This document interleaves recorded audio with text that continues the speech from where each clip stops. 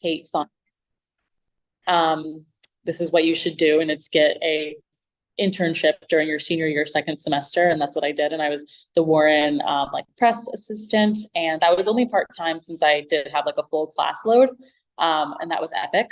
And I, senior year Fulbright and everything, and I actually didn't know that I had like solidified and gotten my Fulbright until the day that like finals ended and we were heading into senior week. So it was super unclear where I was going. And so from that Warren internship, I turned that into, which was virtual, obviously, because I was on campus. I turned that into a in-person internship in Washington, D.C. to work for Chris Murphy.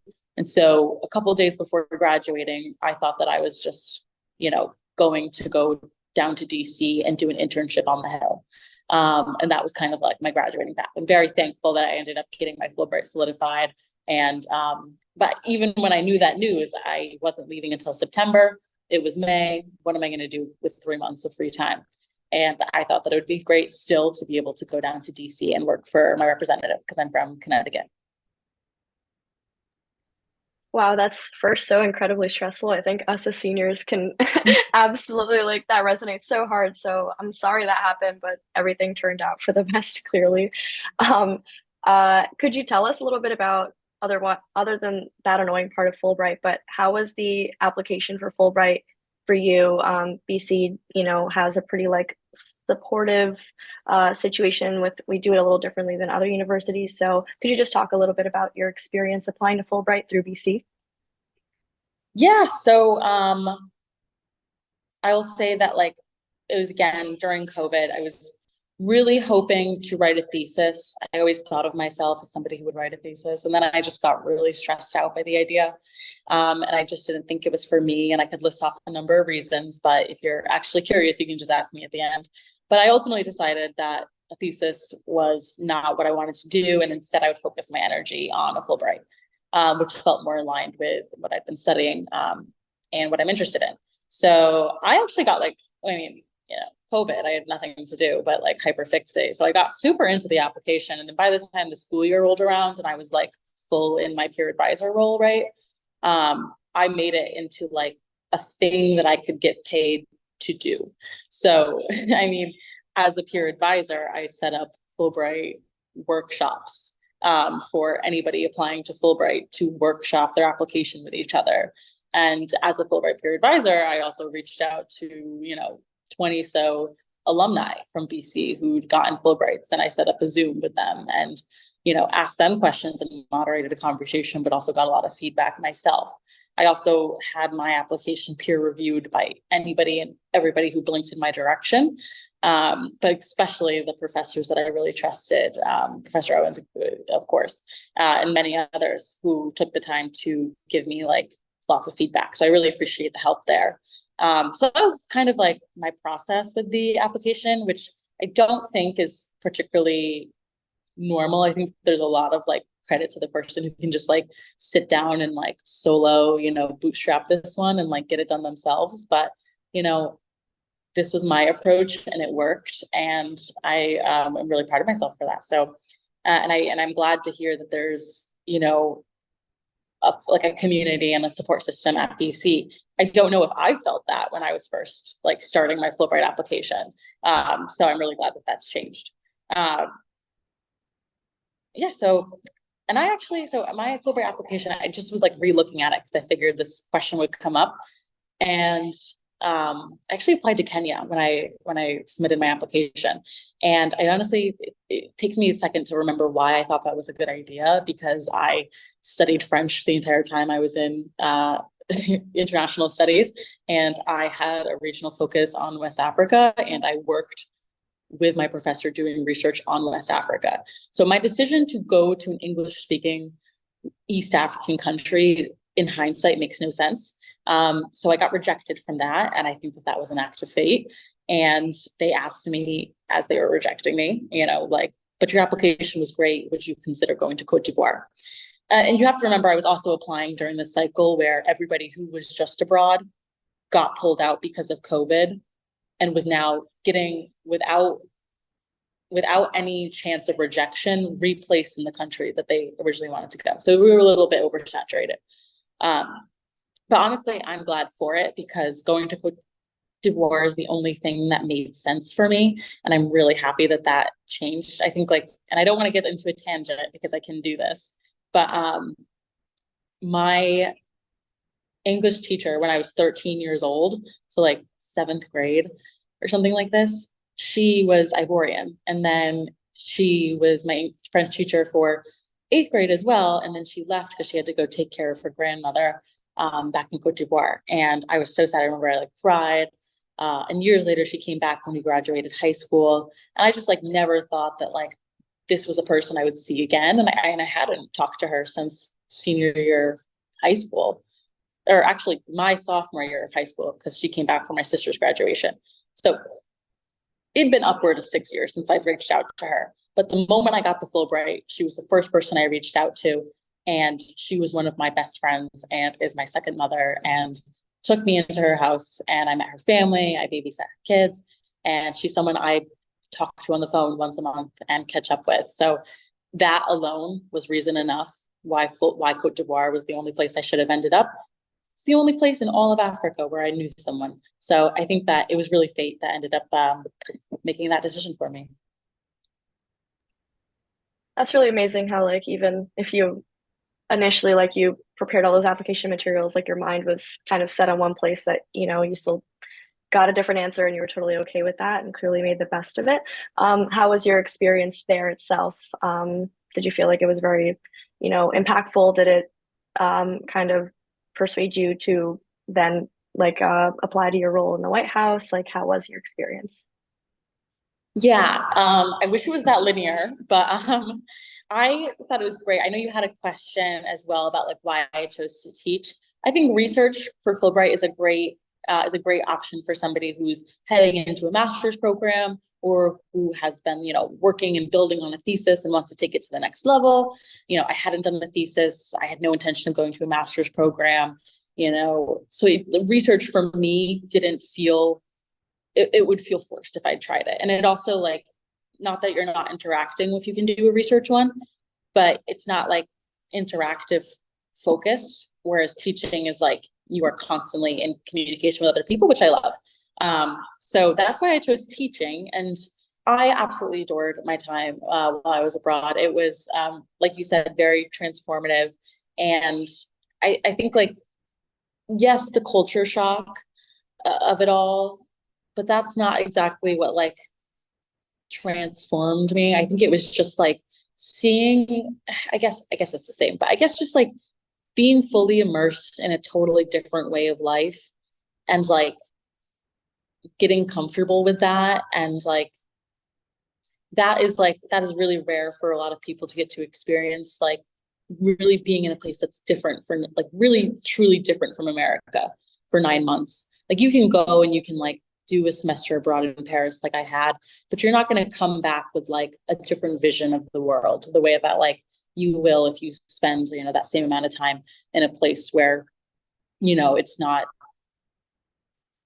just like New York with an accent, so I think that there's a lot to be said about like in international studies majors. I think like I don't need to persuade you much on that point, but I think it was really helpful for me to go and, you can read and study and all you want about a people and a populace, but then it's entirely different to go there and speak to them. And that was huge. I'm doing such a bad job like emphasizing how important this is, but also just like even from like a language perspective, like I hated French and I was so bad at French, and I spent 4 years struggling and hating French at BC.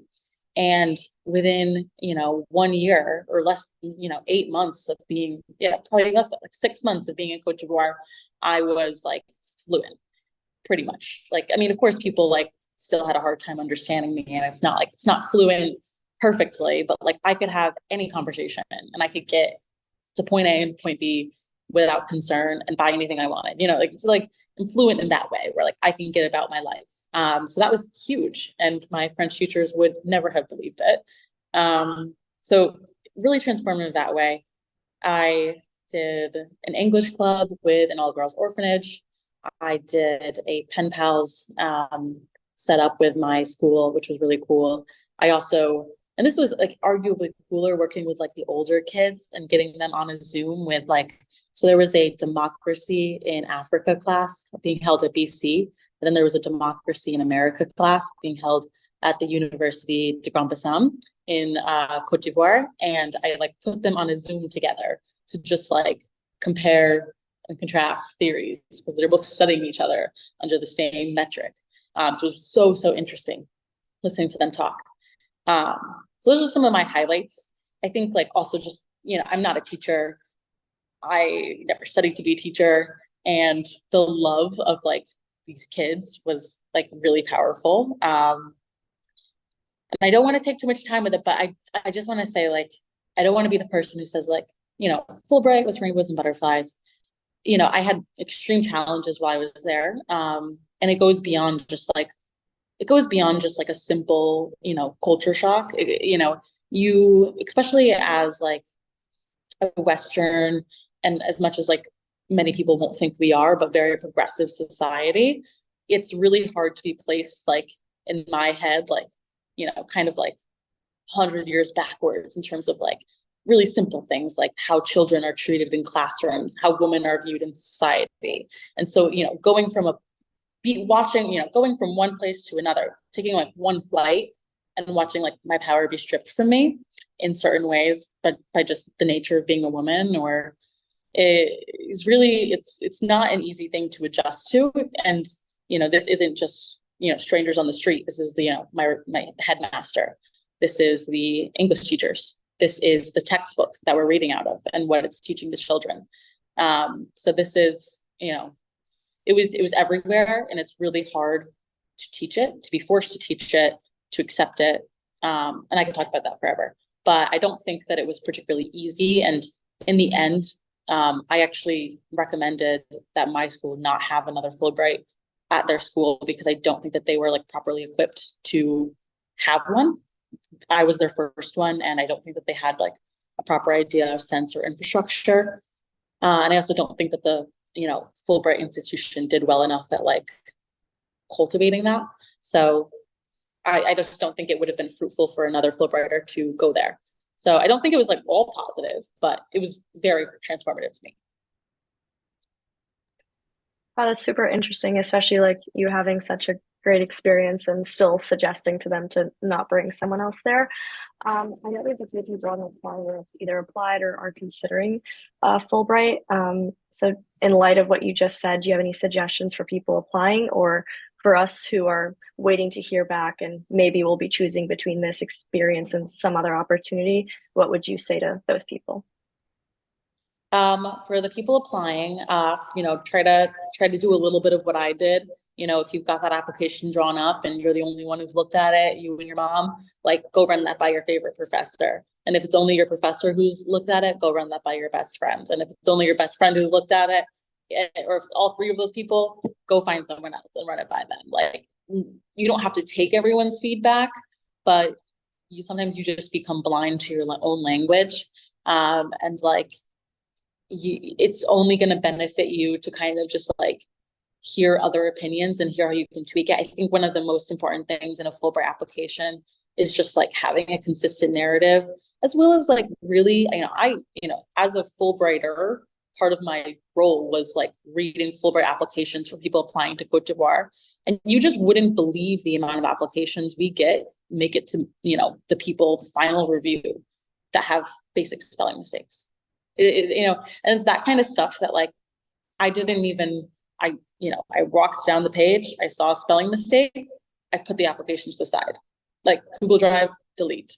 Because if you haven't proofread your application enough to know whether or not there's a spelling mistake in it, then,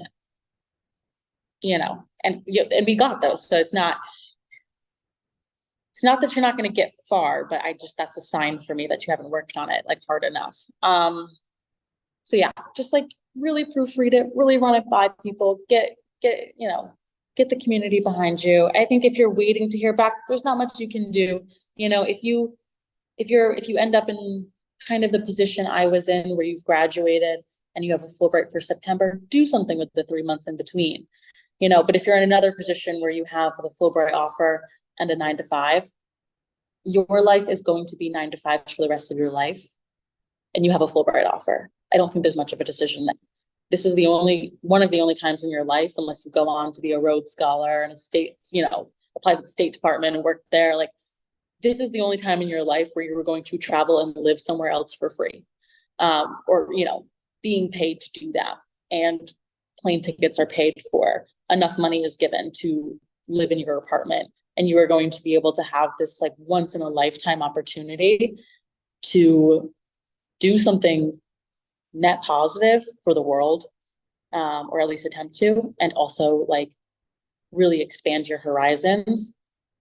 There's nothing like, as much as I have the coolest job that I'm like, if you told myself 2 years ago that I would be working here, I would be like, well, like, rush me there, like, blink and I'll be there and I'll be so excited about it. But I'm so glad that that's not what happened, because I'm set up to just continue with these kind of office jobs, unfortunately, like for the rest of my life. And I'm okay with that. Like, it happens, that's life, until like there's a radical change in our like approach to work in America. But like having the experience to go live abroad and like do something so different, I wouldn't trade it for anything. Thank you for that. That's actually really helpful. I answered my personal questions, so thank you. Um, in terms of your White House job, did you apply where you were still in Cote d'Ivoire, or did you apply once you returned and it worked out after?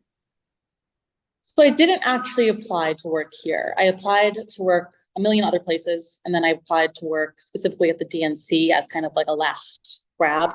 My approach to it was basically like LinkedIn, politics, plus communications, plus like location filter DC, and applying every single place that like showed up there. And so eventually I made my way to the DNC application, and I got up to the 4th round of the application and didn't get it, because I was not going to be in America for 3 more months. So I don't understand why I was applying. That was another thing, like, be a little bit more patient than I was. I wasted a lot of time like in country where I could have been like being more in the moment, like worrying about my next step. But that being said, interviewing makes you a better interviewer. So, I raced through those, and I ended up getting rejected, but I made good relationships with everybody I interviewed with. And eventually, the DNC and the White House are like very close knit and often just like recycle employees. So at one point, my role opened up, and they called the DNC and they asked if they'd come across any good junior level candidates.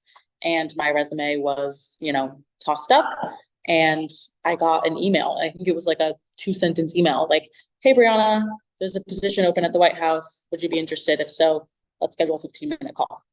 And that's how I got the job. It was a 15-minute call, and then a long vetting procedure to make sure that I wasn't like a foreign national terrorist or something like that. And I got the job. So that was honestly, compared to every other place I applied to on LinkedIn, with like the cover letter, the writing sample, the 4-round interview, like that, this was the easiest of applications. But much more went into it than that. But so I didn't actually apply to the White House. But yes, the procuring of the position happened while I was still abroad.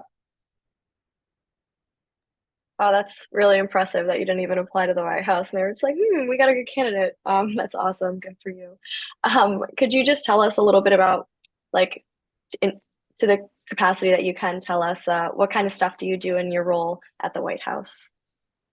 Yeah, that's totally worth talking about. I do, so I'm the senior communications assistant, and like specifically the communications assistant to the director as well. So I'd say about like 50% of what I do falls into the bucket of like being his assistant. Out on my phone. Okay. Yes. So 50% of what I do kind of just falls into being his assistant. Ben LeBolt, if you don't know his name, he's the director of communications. Lovely guy. First openly gay communications director at the White House. And I get, I do his schedule, and I plan team meetings, and I, do little things like get his lunches. And then I also do the same sort of like assistance to the deputy communications director. So manage her schedule, help her with all logistical matters, as well as other things. And then I am just a general assistant to the team. And so I do things like, I don't know why I'm blanking on it, but I draft comms material. I send out talking points. I send out comms material. I manage the press list. Some of the cooler things I do that aren't as like, they're not as day to day, but I get to do the logistics for the POTUS interviews. So like anytime that we have a presidential interview, the crew, like, who's gonna, have the introductory call with them and make sure that they know where to go to get on campus and have cleared security and have COVID tested and who's gonna walk them and babysit them and make sure they don't break anything and get them waters and bring them chairs and bring them flowers when they decide they need them. So I do all of this like logistical, like kind of like small stuff. It's very in the weeds, but it's like ultimately very important. So that's my favorite part, for sure. And then I do, I help hire the interns, I help train the interns, bunch of other stuff, but it's not like worth taking up too much space. Like I'm an entry-level employee here, or like one step above that. So you just end up kind of doing whatever's thrown at you without asking questions. So like my role has changed immensely from where I started, and in all positive ways. That's awesome. Did you, I know you're a communications minor, but do you feel like there's anything specific at BC or classes that you took that prepared you for your role, or you're just kind of learning on the job? So yes. So I was a communications minor at BC, which is like with a huge caveat of there's not actually a communications minor at the BC. If you haven't noticed, it does not exist. But I really argue that because in my brain, that doesn't make any sense. And if you read the rule book of BC, if you take 6 classes in any one subject, it is considered a minor. So I did that with communications, and that's how I have a communications minor.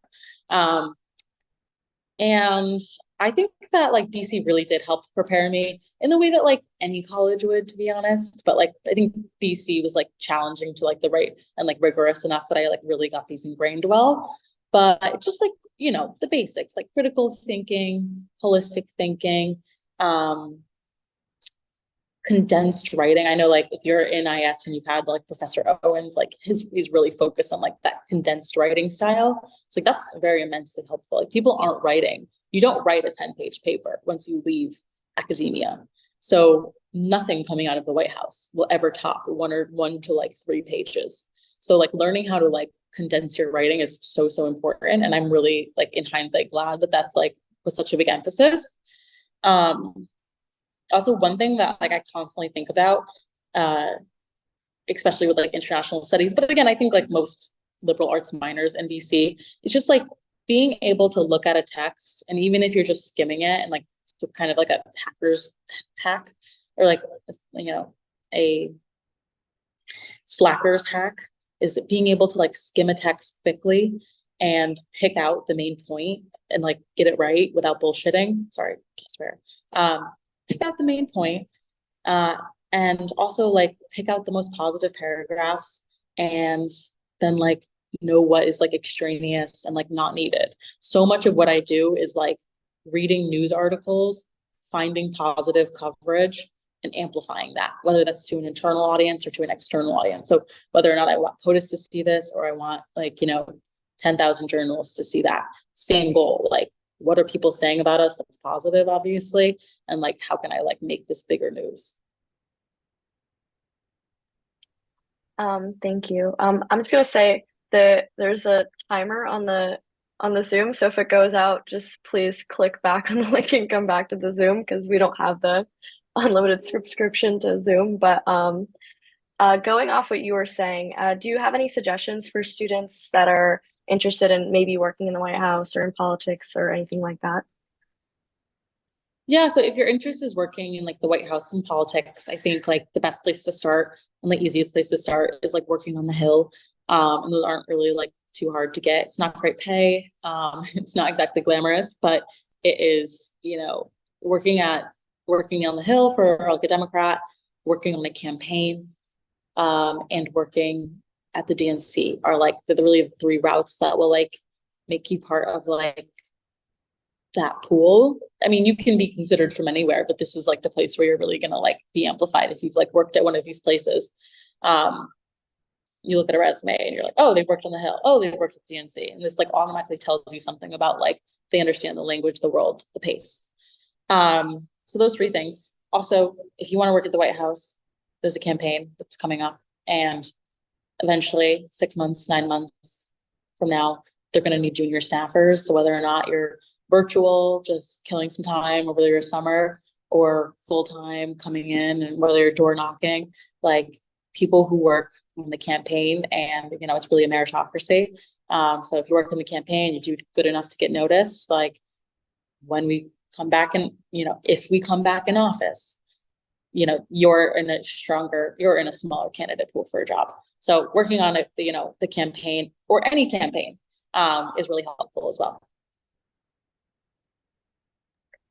Thank you. That's super helpful. And before I turn it over to other questions from students, I was just wondering if right now you have any future career plans, have any idea of where you want to take your next step, or for now you're just focusing on your role in the White House? Yes, so I was so excited about this question because it's actually my last week at the White House. I am leaving on Thursday, so I've been spending most of this week training the new me. I am actually going to the campaign, so I'm going to be the communications manager, and I'm moving to Wilmington, Delaware, where Joe Biden is from, so that I can do that.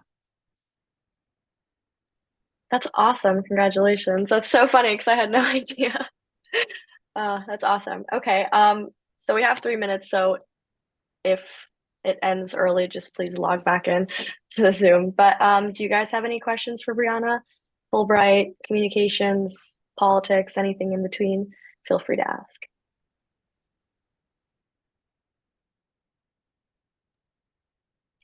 Hi, Brianna. I think I'll pop in just in case we get cut off. I'm Bradford. I'm actually another one of the IS peer advisors. So taking up your mantle. But I was just wondering if you had any resources that you found helpful, whether it was through the Career Center or on-campus resources, maybe anything that to do with networking. Just, I guess, more advice for students like me who with the difficult kind of economy that we have now, of how we can better look for both opportunities and connections, and whether that's trying to figure out what you want to do or where you want to apply. Just kind of anything you had, I guess, on that front. Yeah, and again, like really hoping we don't get cut off here, but yeah, so many things in that. So the Career Center is a great resource. And I think that they, you know, I don't remember any of these like specific names or anything, but they have like a portal which shows you like all of the alumni who have graduated. And then also you can separate them out by their majors. You can look specifically at international studies majors, and then you can further sort that into what they're doing now. So you can find, I mean, if they're registered with this portal, not everybody is. They're people who have like voluntarily bought into like, I'm okay with being contacted. So you can do all of that. And then you can also like sort into what they're doing now. And so if you're looking to get into, you know, work in the finance field, doing like international finance, you can find a BC alum who's doing that right now, having like studied either poli-sci or IS, using that portal. You can also do all of that with LinkedIn as well. And like, don't be afraid of like a, you know, a cold email or cold LinkedIn message.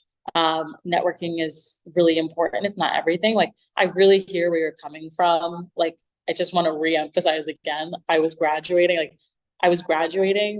with an internship that was going to pay me $1,000 a month to do 40 hours plus of work. Like, I put my application everywhere my senior year, despite being so proactive about it. I could not find a job, like a full-time job that was going to hire me out of college. I don't know why. It doesn't make sense. It's really confusing to me, but don't be afraid of an internship. So many students that are like interns here are graduated. They just graduated, or they graduated last semester. You know, don't be afraid of taking like a little bit of like ambiguity. And so internships are great. nothing's below you. When I was in Cote d'Ivoire, I was applying to, I remember this is like something I kind of joke about, and I'm glad it didn't work out, but I was applying to like coding jobs under the assumption that I could like crash course that and figure that out and get into that field if necessary. So nothing is below you. And yeah, I mean, it's a struggle and it's like a very unfortunate reality for students. And it's like incredibly unfortunate that that is like paired with the additional struggle of like student debt, that it's also difficult to find a job. You know, we're doing all the right things and it's still difficult. It doesn't make any sense. But those are some of the things that like I did and how I, you know, persistence is key. I probably did upwards of like 40 interviews throughout my time in Fulbright. So not all of them worked out, but my last piece of advice is timing is key. So when you're talking to those people in the sector that you want to get into, ask them like, what's the time of year that you hire? And don't apply to jobs the month after, like what they say, because you're not going to get a job. Apply to jobs 3 months before the month that they hire, and then keep bumping and, you know, re-upping. And because I applied, like I said, to like over 40 positions probably while I was in Fulbright, and my timing was just off. I got so many no's, and then 3 months before I was ready to come home is when I started getting yeses and yeses and yeses. And so I learned it's nothing to do with that my application was like off. It just like timing. So those are my couple of tips. I hope something was fruitful in there. And good luck. Awesome. Thank you. I think that last point was actually really nice, is that, you know, sometimes it just isn't clicking, and it's nothing to do with you. It's just about the timing for it all. So that was really helpful for me. Could you actually, I don't want to cut it on unless anyone else has a question, but could you talk a little bit more about, I guess, networking and maybe what you specifically did? I know the White House gig kind of, I mean, it didn't really come from networking, but it did in a sense, that you applied and went so far and developed good relationships. Was there anything else that you did kind of on the networking side of things that you found fruitful? I mean, so there's like a fine line with networking where you become like a little bit too eager sometimes, and you're like, you know, I think like you have to be careful about being like an over networker. I think I was very strategic. Like I was saying, you know, finding the people who were doing the things that I could actually envision myself doing and reaching out to them. Everything I said about LinkedIn and that portal and through the Career Center are things that I did.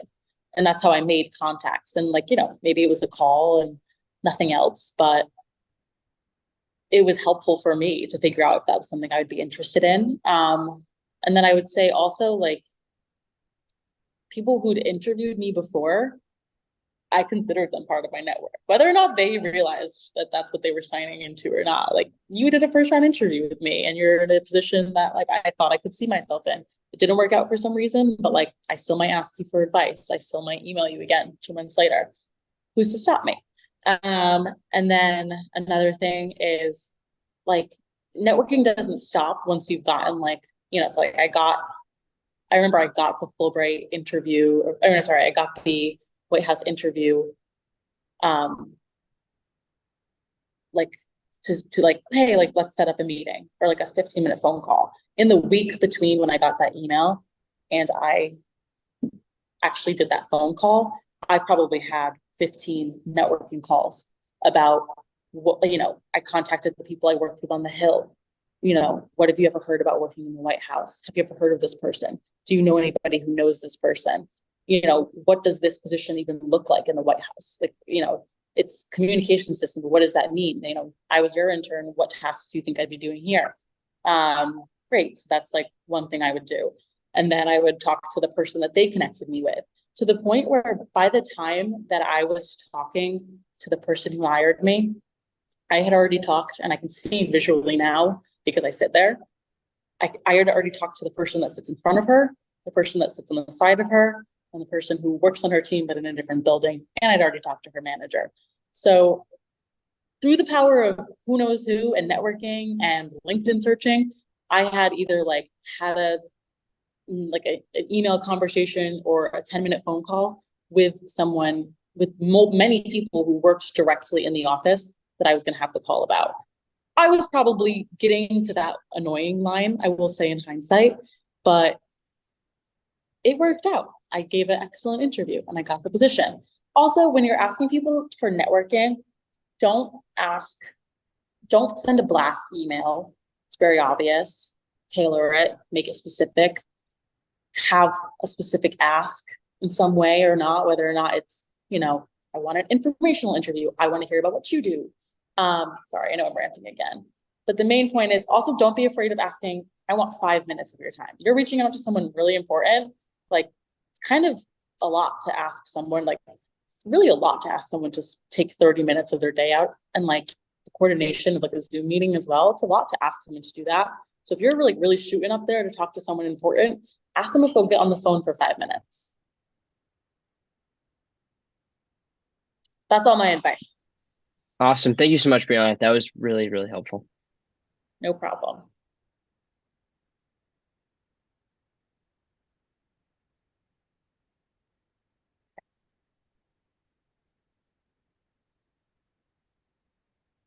I don't know how many people actually rejoined after. Does anybody else have any other questions before my phone dies? I guess I have a question. I'm Kate. I'm a senior in the International Studies department.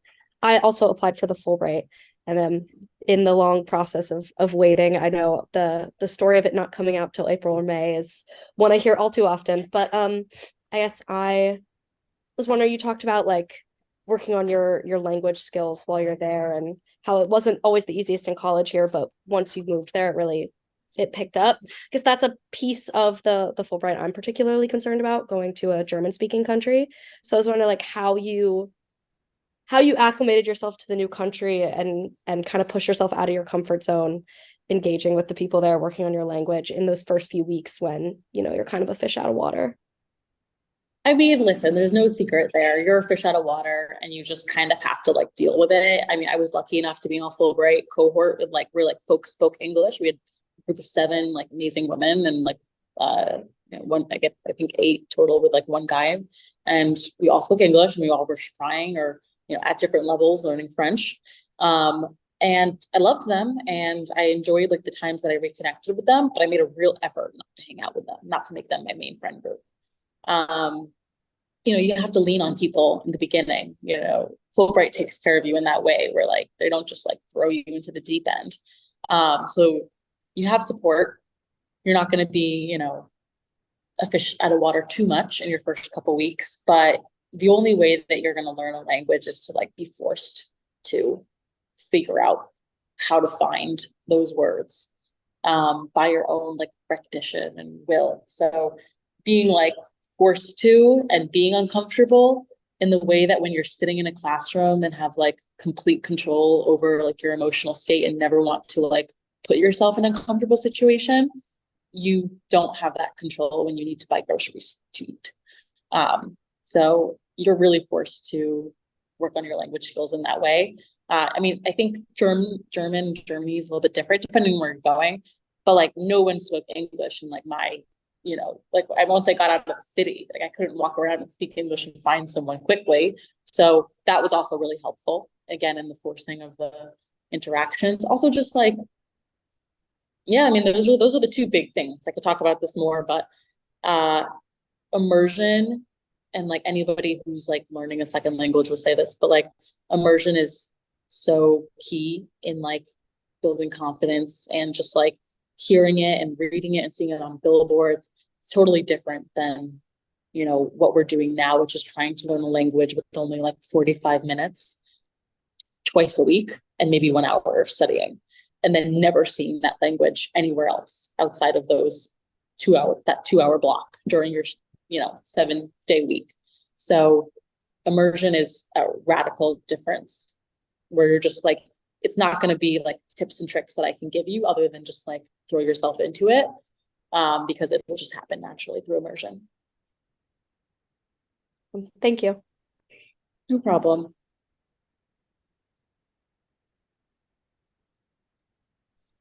Hi, Brianna. My name's Gabe. I'm a junior, and I'm also doing international studies and communications. I was just kind of like wondering, when you were applying for jobs, did you have like one specific, like were you politics focused, or are you kind of like applying to things across the board and seeing what stuck? I was applying to all things communications. The ideal was political communications. Like I said, LinkedIn, politics, plus communications, field research, DC, Boston. That was like what I went off of. But like I said, I was applying to anything and everything that I thought would build my foundational skills of being like an effective communicator, because you can take those skills anywhere. And obviously, like I wanted to do IR stuff as well. So like all of that plus like communications, international relations. So I was applying to like international organizations, you know, I can't think of the words right now, but like humanitarian organizations, nonprofits. Like I was applying everywhere because there's not an industry, there's not a place that doesn't have like a communications department, but I was specifically focused on landing myself either in like international, government, politics, or like nonprofit work, or like advocacy work. So I wanted to be in this bucket because that's what I care about.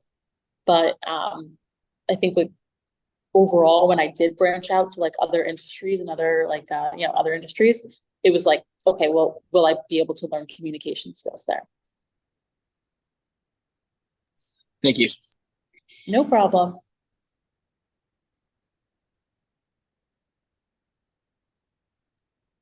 Any other questions?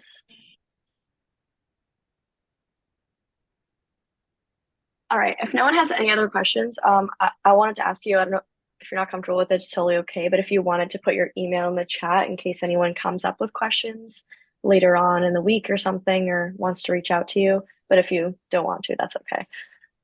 No, you're fine. Yeah, it's quite literally just my name, Brianna Stonick @gmail.com. If I try to put it in the chat right now, you guys will see the bottom of my chin because I'm calling in from my phone. So I won't do that for your sake, but Okay. Brianna.Stonick, exactly as it's spelled on the screen, @gmail.com. All right, thank you so much. And thank you so much for taking time out of your evening today to talk to us. It was, at least for me, it was very informative. I'm sure it was for a lot of people on the call, and you've got like a great career trajectory, and I'm sure you're going to do great things. So thank you so much. Thank you so much, guys. Good luck with your senior year. Good luck with international studies.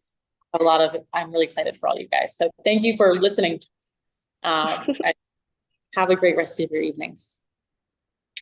Thank you so much. Bye. Thank you. Thank you. Thank you so much.